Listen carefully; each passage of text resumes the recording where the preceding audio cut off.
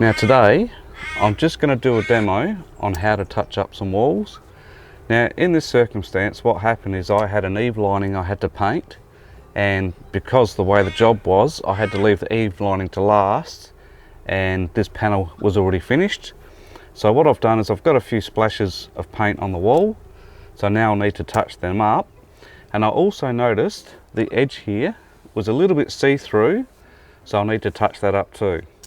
So what I'll do now is I'll just show you how to touch up a wall. Now this would be the same for any wall, interior or exterior. So with the paint spots, what I'll do is I'll normally use my fingernail and I'll just go around and take the actual lump off of the actual the spot, and this way it'll leave it a little bit smoother. And then in this circumstance I'm just using a small brush, and what I'll do is just stipple a bit of paint on top of the paint spot, just like so. And when that dries, you won't notice it. Now also, if you happen to have a larger spot on the wall that you were touching up, you'd use the same process. I've seen people get a brush, and what they do is they sit there and brush it. That will stand out when it dries.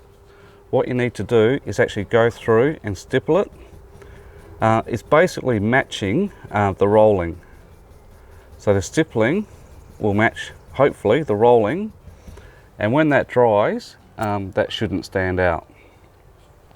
So what I'll do now is I'll just do this edge, and it's pretty well the same process. What you need to do is cut it in like you normally would. And obviously you don't want it standing out as being cut in. Now this could be down the side of a door frame or somewhere like that.